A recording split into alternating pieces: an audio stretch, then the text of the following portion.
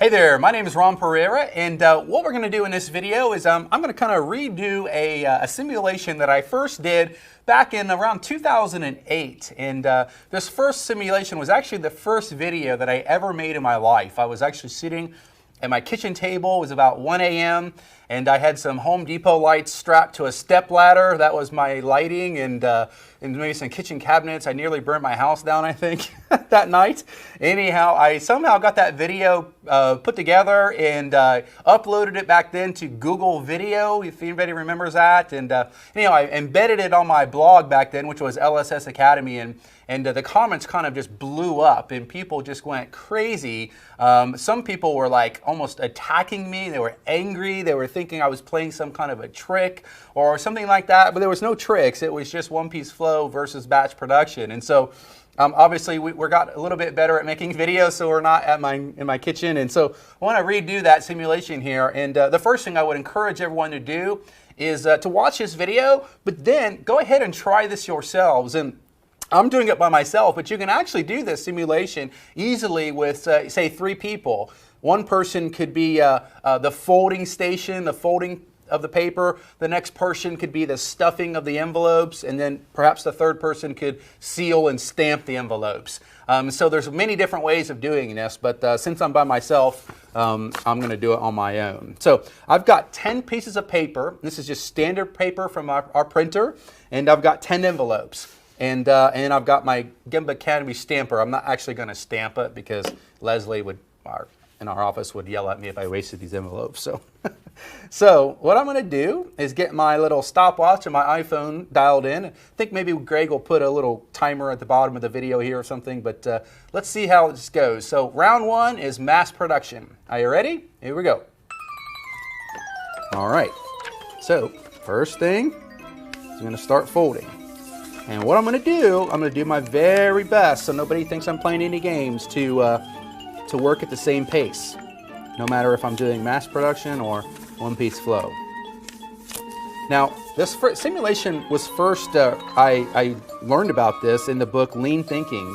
Dr. James Womack first wrote about how he asked his daughters what they thought the best way would be to go about stuffing envelopes for some marketing material he wanted to send out. And they kind of naturally moved towards this kind of a batch production mindset. And I think if anyone's ever been married and had to do the wedding invitations, chances are really good that you did what I'm doing now. Is someone folded, and then someone did all the stuffing, and then someone did all the stamping and so forth. So it's, I don't know, for whatever reason, mass production is very comfortable to us, and we're drawn to it for some reason. When people talk about the early farmers, how they used to have to kind of store up wheat and grain for the long winter, and batching was kind of ingrained in our thought process. So I don't know if that has anything to do with it, but anyhow, as you can see, I've got lots of inventory, waste of inventory, kind of piling up here in front of me. All right, so all 10 pieces are folded. Now what I'm going to do is I'm going to stuff all 10 envelopes. Okay.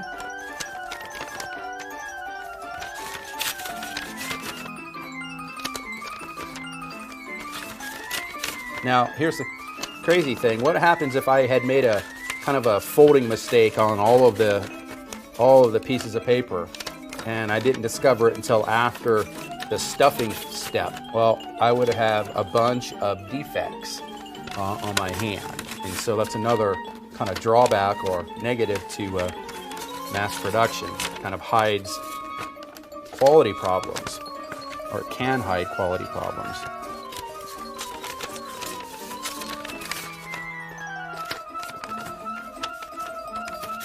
Okay, almost done.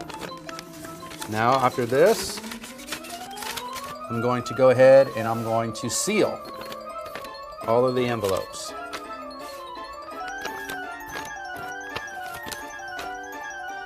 Guess I probably should be looking them, but it'd be kind of weird, kind of gross. Nobody wants to see me licking a bunch of envelopes.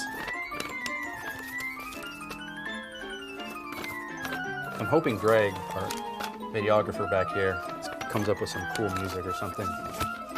Kind of boring to stand here watching me fold envelopes, but.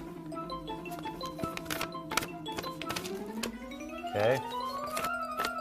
All right, so they're all sealed. Now, what we got to do is we got to stamp them all. So I'm just going to kind of simulate this stamping process.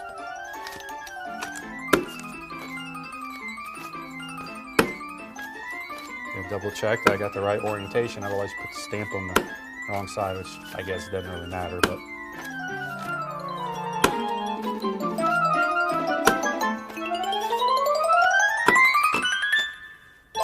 All right, 3:42 is our magic time here. So go ahead and write that down. We'll put it up on the screen here. But 3:42 is the mass production time to beat. So let's see what happens. So I'll just kind of move this off to the side and let's get set up for the one-piece flow. So everything is going to be the same. So now what I'm going to do here is I'm going to pick up a piece of paper. I'm going to fold it. I'm going to stuff it. I'm going to seal it, turn it over, stamp it. That piece is going to be done. I'm going to move through all 10 pieces that same way. Okay? So let's see. Let's go. All right. Folding the first piece. Pick up the envelope. Stuffed it, seal it, stamp it. First piece done in about 17 seconds or so. Fold.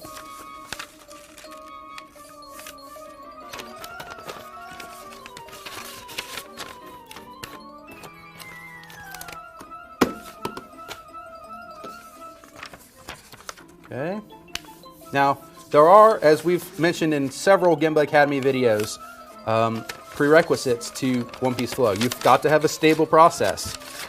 If you are producing tons of defects, one-piece flow is going to be very challenging. I mean, the good thing is you will immediately identify those issues and kind of be forced to deal with them. So that can be a good thing, but it can be uncomfortable and painful if you don't have stable processes.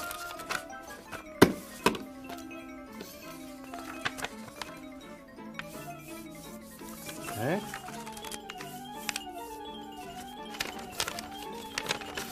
I don't know, I was telling Greg we'll put some music. I was thinking like Motley Crue would be kind of cool. Whoop, gotta pay attention. Seal it. For the music for this video, I don't know, Greg probably won't let me do that, but wish I knew some jokes. I don't really know many jokes. Actually, I know one joke. I'm going to tell a joke while I'm doing one-piece flow just to prove how awesome it is. So, a horse. He walks into the bar. The bartender looks at the horse. He says, "Why the long face?" Get it? The long face? Oh gosh, I'm like laughing to myself. Greg's laughing in the back. At least there's one other person. When I first did this, it was just me in my kitchen. I was praying my kids didn't wake up.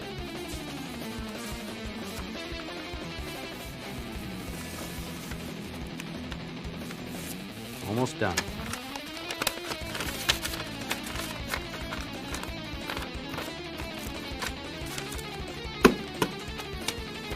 Last one. Whoop.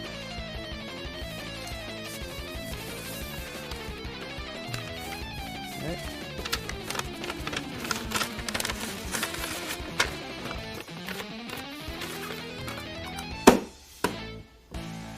All right, 256.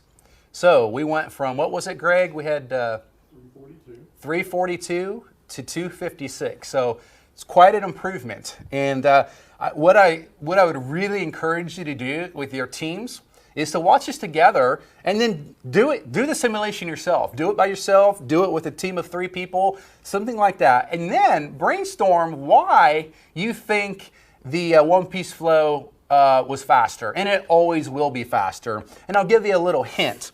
When you look at the one-piece flow, methodology, that first piece of paper that I'm folding, well, I never set it down. Whereas in a batch production, I folded that first piece of paper, sat it down, then it sat in this big pile, and then eventually I picked that paper up again, and then I stuffed it, and I sat it back down. Eventually, I came back around to it. I picked that piece of paper up again in the envelope. This time I sealed it, and then I sat it down. And then finally, after the other ones were done, I picked that paper up again in the envelope and stamped it. And so what we're doing is just all this touching of that same piece of paper. And so that's just one of the many reasons why this one is faster. But I would encourage you to go with your teams, do the simulation, and then really brainstorm and see if you can figure out why it's faster, what the efficiencies are, and then how does that apply to your work? That's the most important thing, because some people may stuff envelopes for a living, but most of us don't. And so how do you take this principle of one-piece flow and apply it to your work? We have ways here at Gemba Academy, the way we produce videos, we try to work in kind of one-piece flow mentality. So no matter what kind of work you do, this methodology can help you. You might have to bend and twist to make it work, depending on the kind of work you do. But one-piece flow is always going to be superior. Again, you've got to have stable processes. It's not necessarily easy. I don't want to make it sound like it's easy. But when you get it down, your life will never be the same, and your efficiency is going to go through the roof. All right? Well, hopefully you enjoyed this video, and we'll talk to you soon.